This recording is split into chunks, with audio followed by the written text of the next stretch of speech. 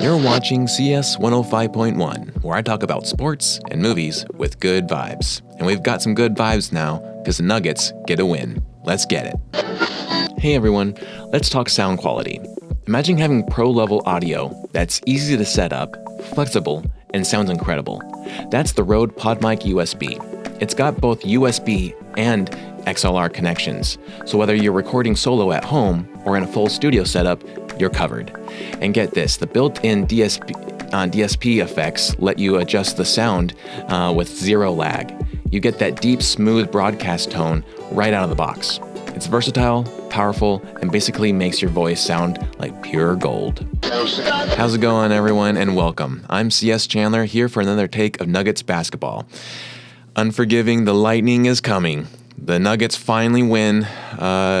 Say finally, they won 2 games ago, but, after last night, it felt like for a lot of Nuggets Nation that there was no hope.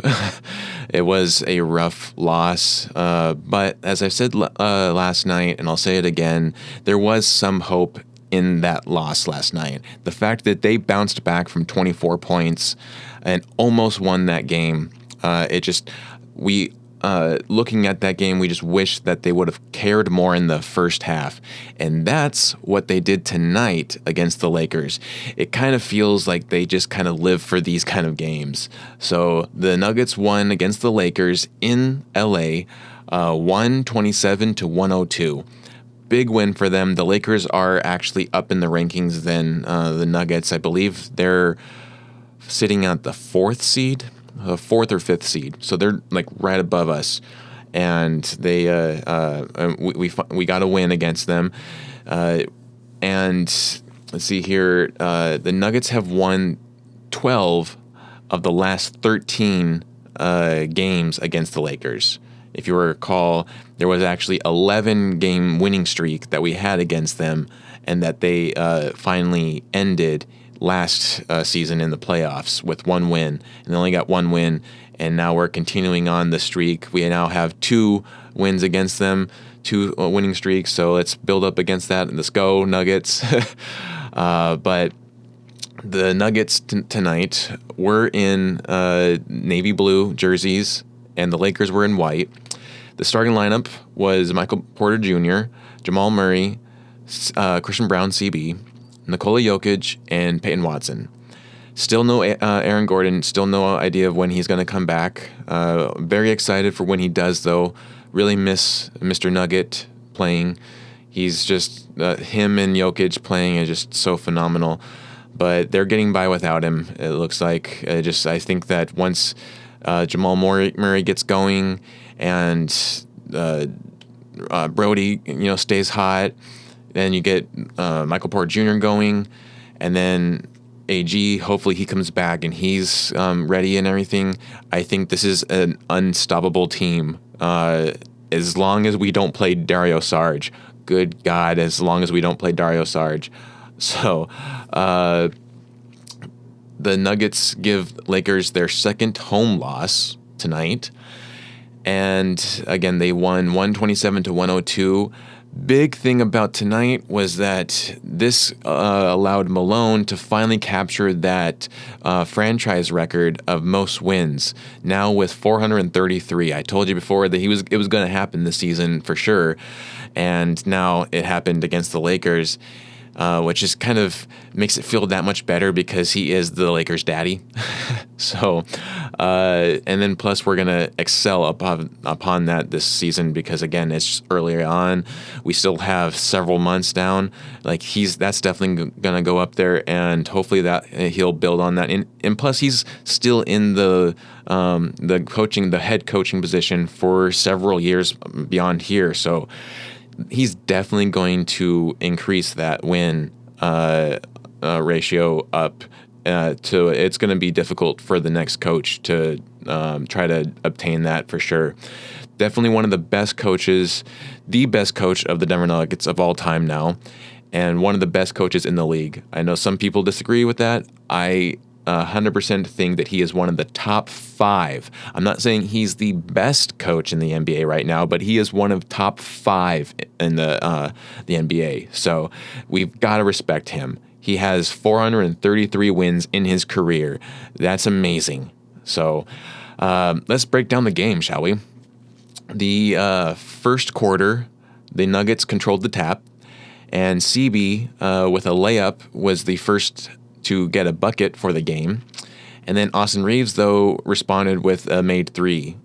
So it was already a back and forth game between the Lakers and Nuggets for most of the first quarter.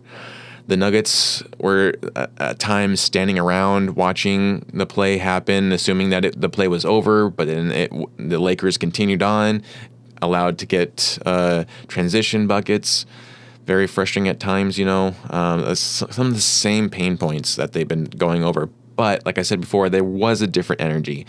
And I think it just kind of stands around the fact that there is a long-standing rivalry between the Nuggets and the Lakers that extends far beyond the Jokić era into like the 80s when the Kareem and the Magic Lakers were trying to, they're going on their championship runs and everything, and we would always be the ones that kind of like tampered them down, and would battle it out. And so, especially with Alex English, he was really good during that time. So, but the Nuggets then not trying hard enough to get rebounds again, especially on the defensive side. Jokić is the only one that seemed like he was trying on the offensive side. P-Watt then pulls his arm back from a Jokić pass that causes the ball to go out of bounds, turns the ball over, thinking it was touched by the Lakers. Lakers get a bucket. The Nuggets' energy then starts to really go down, and it causes them back-to-back turnovers, and Austin Reaves gets a 3 that puts the Lakers up by 2. And then Strother gets hit hard, goes down, and causes Malone to call a timeout. And apparently he lost his tooth. Not good. You definitely don't want to do that, and I wouldn't wish that on any NBA player. You definitely want to keep your teeth in. That's one of my fears. I don't know about you, but that's definitely, I hate losing the teeth. I do my best to brush and everything, make sure that they're all healthy. But and then out of the timeout, Michael Porter Jr. scores a dunk, which was awesome. And the Nuggets with Jokić and Brodie combo get the Nuggets to a 4-point lead. The Nuggets win the first quarter, 31-27. Second quarter starts off. Brodie starts the quarter off, stealing the ball from LeBron, kicks it over to Strother for a 3. Awesome start to... We had actually awesome starts to every single quarter. It's just kind of maintaining the energy throughout those quarters, right? Jokić already on double-double watch at this point. Actually, he was on double-double watch by the first quarter with 11 points and 7 rebounds. Brodie causes a clear path foul to LeBron, who gets 2 free throws, and then the Lakers get the ball back, who score a 3 and get the lead. Murray, not doing well at the foul line, misses 2 back-to-back free throws. Then Jokić gets a great block at the end of the quarter, but the Lakers went on a very extended run that allowed them to get in. They actually won that quarter 36-26, and they go into the half 63-57. So then, because we controlled the tip again, we controlled the tap, the Lakers get the second and third quarter starts. So the third quarter starts off, and they actually didn't make a bucket on their possession. Nuggets start the third off with an 8-0 run. Michael Porter Jr. gets the rebound from their missed shot, kicks it over to P-Watt, who misses, but then he sticks with the play, makes his first bucket of the third, or actually the Nuggets' first bucket of the third quarter. And then back-to-back threes get the Nuggets back on top, and then they lead by 2 before the Lakers call timeout. Murray gets hit and goes out of the game, replaced by Brodie. He actually got hit in the eye, looked pretty wicked. But he goes out for a little bit. He actually even goes back to the locker room because apparently it really affected him. So he actually left the game completely for a little bit of time before he came back out. And he played later on too, but there was a good chunk there where he didn't. And Brodie took over. And man, I don't know about y'all, but I am really loving the Brodie Jokić combo right now. It's great to watch. It's almost on point with the peak Jamal and Jokić combo. Really fun to watch, and I'm just really hoping and waiting for that game when Jokić and Brodie both get triple doubles. That almost happened tonight. That would have been the cherry on top of the cake there if they had. But Michael Porter Jr. goes on a Porter quarter, gets the Nuggets up to a lead up to 10. The Nuggets go on a 27-8 run. It was insane. It felt very good, especially after last night's loss. It just felt good to see the Nuggets dominate, and no better team to dominate than the Lakers. So Brodie gets 10 assists at this point and still hasn't made a bucket, but then immediately after he gets his 10th assist, he gets a bucket, his first points in the third. Nuggets win the third by 37-15. Fourth quarter starts, and Brodie starts the quarter off going to the foul line. He misses the first, gets the second bucket. Brodie then banks a bucket off of the glass to bring the Nuggets lead up to 21. P-Watt got a little lazy on the defense as the Lakers get a dunk. They bring it back down. Then Brodie gets the Nuggets to the 101, and they are the first to 100. Nuggets then get a steal, and CB with a lone dunk gets the lead up to 23. Murray then gets fouled, and JJ Redick, the coach of the Lakers, calls a challenge on the call, but it's unsuccessful. Murray goes to the foul line, misses the first free throw, makes the second, and then Jokić, he's not in the game at this point. He comes back in and kind of restores order because the Lakers actually got the lead from 23. They whittled it back down to 16, and then bringing Jokić back in, he brings it back up to 20, obviously. And then at this point, he's now confirmed his double-double on triple-double watch. And then Brodie gets a double-double with back-to-back threes. And is also on triple-double watch. He was sitting at 7 rebounds. Jokić was sitting at 8 assists.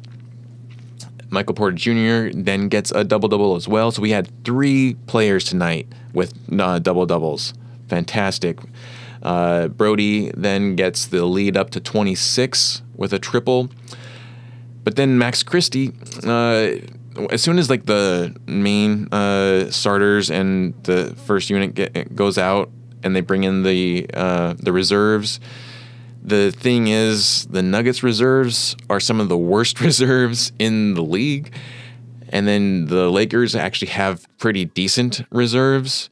So Max Christie is one of them. He goes in and he just kind of has his way with the team and with the Nuggets and everything, and he makes several threes, and where Jokić has done some good work, hard work, getting the lead up to beyond 20. The defense against Max Christie just kind of non-existent, to the point where the final seconds of the game, Nuggets dribbled the ball out of their possession. The ball goes over to the Lakers. They don't dribble it out. They go for the bucket. Even though they're down, they just really want to make 100. And instead of contesting it, they'll let them play. Max Christie gets a 3 off, gets the Lakers up to 102. I was really hoping that they wouldn't get to 100, but, We'll take the win. So the Nuggets win the fourth quarter, 33-24, and they win the game again, 127-102. Hey everyone, if you're looking for a game-changing webcam that keeps up with every move, you've got to check out the Insta360 link. It's a 4K AI-powered webcam that auto-tracks so you're always in frame, even if you're moving around. Perfect for live streams, meetings, content creating, also podcasts. It adjusts to light, zooms in and out, and follows you naturally. This is hands-free, hassle-free, studio-quality production for anyone who wants professional visuals right from the desk. Insta360 Link is a total game changer. So let's get into the stats. So Michael Porter Jr., he played 36 minutes tonight. He was 24 points, 11 rebounds, 4 assists, 1 steal, 10 for 15 from field goals, 4 for 7 in 3 points, 0 for 1 in free throws. Still he's having some free throw woes right now. He had 2 turnovers, 2 personal fouls, and he was a plus 30. Great to see. Actually, several of the Nuggets are in double-digit pluses. So Peyton Watson played 35 minutes. His defense tonight was on point. Like, he may not be making the most amount of points, but man, he is one of our best defenders. Love Peyton Watson, Swatson, P-Watt. He's amazing. And so he had 11 points, 5 rebounds, 2 assists, 1 block. He was 5 for 8 in field goals, 1 for 1 in 3 points. He had 1 turnover and 1 personal foul, and he was a plus 28. Nikola Jokić played 36 minutes, 34 points, 13 rebounds, 8 assists, 2 steals, 1 block, 12 for 20 in field goals, 3 for 7 in 3 points, leads the league in 3 points percentage. There's a little fact for you too. Phenomenal. And some of the passes that he was doing tonight were so mind-blowing. And then also some of the points that he made were mind-blowing. There was one that he just it was passed to him and he just kind of tapped it up with one hand to make a bucket. Phenomenal. We keep on saying that he's great, but we don't fully understand, I think, just how great it is to be watching him play right now. And he should already have several championships, I feel like, under his belt, but hopefully he will have several championships before he retires, and hopefully he retires as a Nugget. That's just my big hope. But either way, I think he deserves several championships for sure. He was 7 for 8 in free throws. He had 6 turnovers, but again, that's also because he's the guy that everyone's swarming around, and so I don't blame him for the turnovers. You know, obviously it'd be nice for him to be able to clean it up as much as he could, but then also you have to blame the rest of the players of the Nuggets not backing him up when he's getting swarmed. And then he had 3 personal fouls. He was a plus 39 tonight. Amazing. Christian Braun. Man, again, another double-digit game for him. He is having a phenomenal season. 31 minutes played tonight, 16 points, 2 rebounds, 3 assists, 1 steal, 7 for 7 in field goals. 100% on his field goals. 2 for 2 in 3 points. 100% in 3 points. Didn't go to the foul line at all, had 2 turnovers and 2 personal fouls, was a plus 13.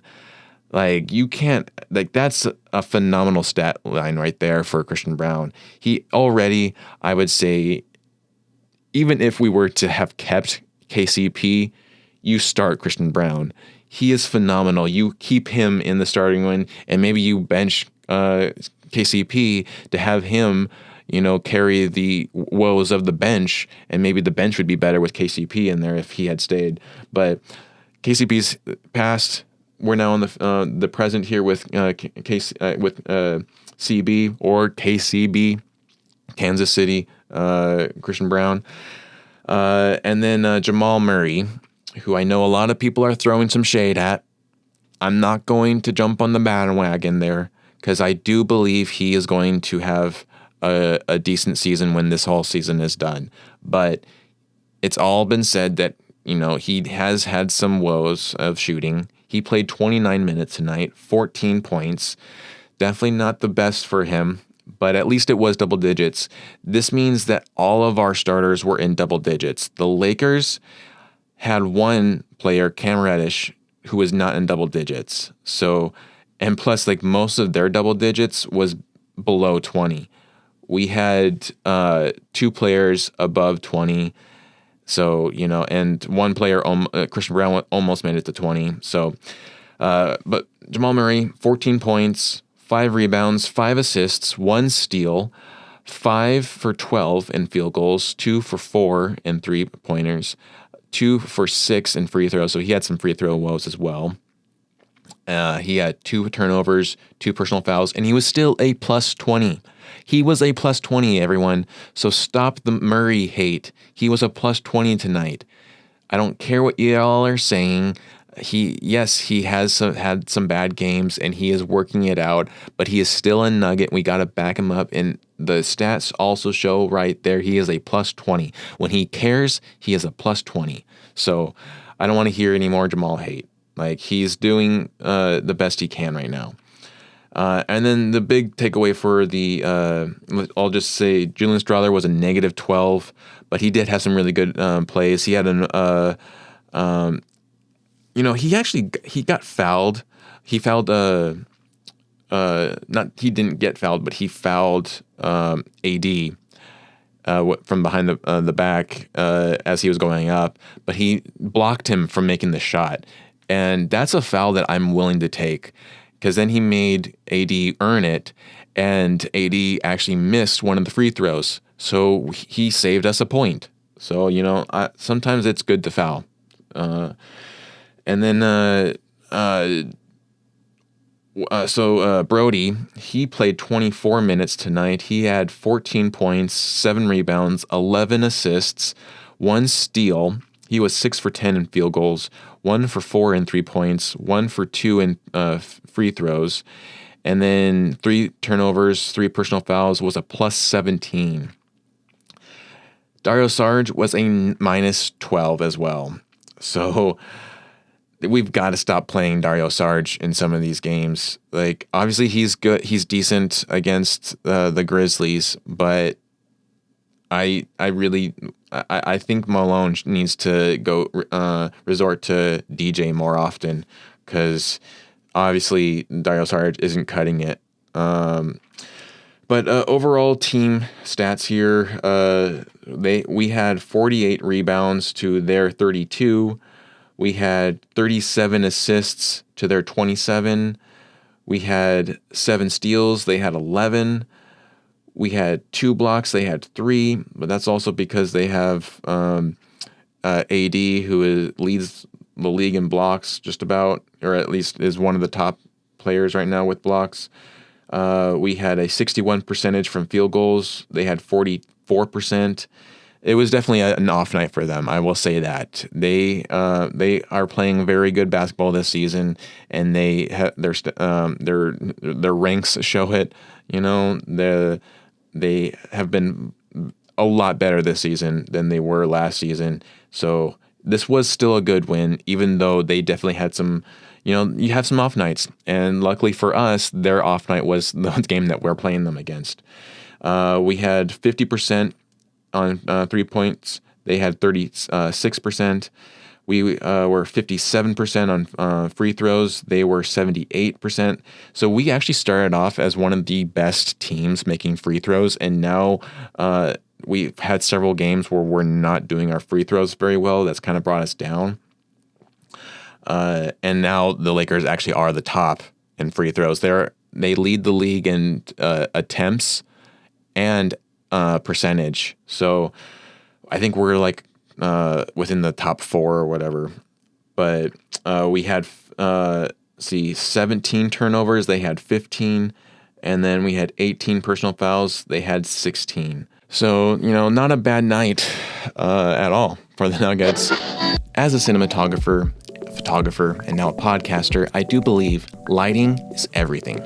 And if you're serious about creating dynamic content, you need to check out Nanlight. They're all about precision and control. Whether it's soft, natural lighting, or vibrant colors, Nanlite gives you full flexibility to set the mood for any scene. From compact LEDs to powerful softboxes, Nanlite has light solutions that fit every setup. It's ideal for photographers, like myself, videographers, like myself, and creators who want to pro-grade quality right out on their fingertips. With Nanlite, you're lighting like a pro every time. So my takeaways from the game. The Nuggets just seem to love to beat the Lakers. That's my big take right now.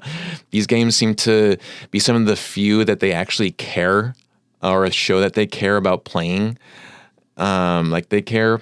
And for the most part, this was a respectable game, especially after watching the Memphis game and then the Mavs game. Like those two teams just play so dirty, and that's kind of why I was so like hot in the last episode and everything. Is just that they play so dirty. Like, where is the sportsmanship like when the other side is playing so dirty? Like, I'm not gonna, give in to being like, oh well, good game, Mavericks or whatever, when they're playing super dirty ball. Like, you had arms going all over the place. Tonight, the Lakers didn't play like that. They had respect. As soon as they knocked a Nugget down, they actually helped them up. And I think that there is some kind of correlation between the long history between these two teams, that they're starting to have some kind of respect for each other. Like, I gotta give respect to LeBron. He actually helped out several of the Nuggets players when they got knocked down. It was good to see that. And plus, like, you had some teasing back and forth between Brodie and the Lakers and everything because of that history. Like, it was overall a very respectable game. I don't respect the Lakers fans because they are on a different level. There are some respectable Lakers fans. I won't blanket statement over all of Lakers fans, but for the most part, they are the worst part about the Lakers in organization in total. One of my former coworkers himself even said they don't give a shit about the Nuggets. So when you have that kind of mentality against a team, of course that team is going to build resentment against you, and especially the fans themselves. And we just want you to wallow in your losses. So it's good to have that for us to kind of feel like we actually matter against the Lakers, especially when they have, a lot of the NBA itself, the league and everything, put so much steam behind the Lakers and the Celtics and the Warriors, and they're still carrying, the Chicago Bulls because of how awesome or how much work the Jordan era helped them, gain standing level in the league. And then the Spurs and the Knicks. The Knicks haven't really won a title since before 1980. And if we go on the rules that I said, nothing counts before 1980, then they don't technically have a championship within the last couple of decades. So, they're still one of the top organizations hyped in this league. And the Nuggets have had to fight constantly for attention from any part of the league. And so it's kind of nice now to see that we actually do matter, even though they may say, the Lakers fans might say that they don't care about the Nuggets. They kind of do, at least in Western Conference scenario, they do. So, and then, like I've said before, the Nuggets are going to be fine this season. And yeah, we're going to have some horrible losses. And this is also kind of a reminder for myself, too, when I get worked up and heated about some of these games. And it is, at the end of the day, not every game needs to mean so much. It has some kind of level of meaning overall in the bigger grand aspect of things, because it, of placement within the standings and everything. And you definitely you want to win every game, but you're not going to always win every game. And so it is kind of a learning lesson and a humbling lesson to take that loss as well and see how you deal with that loss. But the Nuggets are going to be fine. But for the most part, everyone, including Murray, are aware of Murray's shooting issues. But the solution isn't to trade Murray. A lot of people keep on saying, let's trade Murray. We need to trade Murray. He's fat, whatever. Like, he is a Nugget. We need to back him up. And it really, I'm kind of over the Murray hate. We have to kind of accept the new Murray right now. He's going to be making less than 20 points right now. So if we stand on that expectation now for when he does, shoot above 20, it's going to be so much better when that happens than to always expect that from him. And I actually think that's kind of something that Jokić is actually doing right now that is kind of going against him, is because Jokić is playing on such a phenomenal level. If at any point in his career he starts to not play at that level, I fear there are going to be fans that are going to be kind of what is happening with Murray happened to Jokić. Like, as soon as you're constantly playing at a certain level and then you don't play at that level anymore, then you start to build this kind of hate, this negativity from fan base. And so, of course, I want to see them both excel and the most that can, but we got to lay off on Murray. He still helps the Nuggets, and he was a plus 20 tonight. So we need to lay off the Murray hate, and he will eventually get better. Again, we're still early on. He is usually a later in the season kind of player. The Murray flurries will come back. Don't know when, but they will come back. It usually happens around the January, February time, anyways. So. We need to just chill out on the Murray hate and just accept that this is what we're going to be getting from him, and the other players need to step up. So let's try to hold weight down on Michael Porter Jr. when he's not playing well. Let's try to hold weight down on Peyton Watson when he's not playing well, or CB when he's not playing well, even though CB has been playing phenomenal the entire time. So, it's him and Jokić are like the two best right now for the Nuggets. But then also the bench, like, let's revert back to the bench. Like, yeah, okay, Murray's not playing well, but the bench is always playing horrible. So let's make sure that the bench starts to play better, But great win tonight. They definitely needed after that horrible loss last night. Now they head back to Colorado. They have a day off tomorrow, but then they're back in to play my New York Knicks. I always am so conflicted on these games because I love both teams so much. So hopefully it'll be a good game, a respectful game, and looking forward to seeing it. It'll be on Monday. Back in Ball Arena, and then I believe they go on for a little road trip to Utah, and then they play the Clippers in LA again, or not again, but they play the Clippers again, but this time in LA, and then they come back, I believe. They come back for a 2-game homestand with the Hawks and the Warriors. The Warriors, it's the last cup game, I guess, for both teams. And the Warriors have already clinched in-season tournament. So if anything, it just kind of means more for standings in the overall season. So it still matters, but in terms of the cup-wise, it doesn't really matter. So, but that's all I got for this episode. I hope you enjoyed it. It's great to be on, riding the win wave right now, and whatever comes, and we're here for it. Hope you liked this episode. Please give it a like and subscribe. Share it out to your friends and family. And you've been listening to CS 105.1, where I talk about sports and movies with good vibes. I'll catch you later.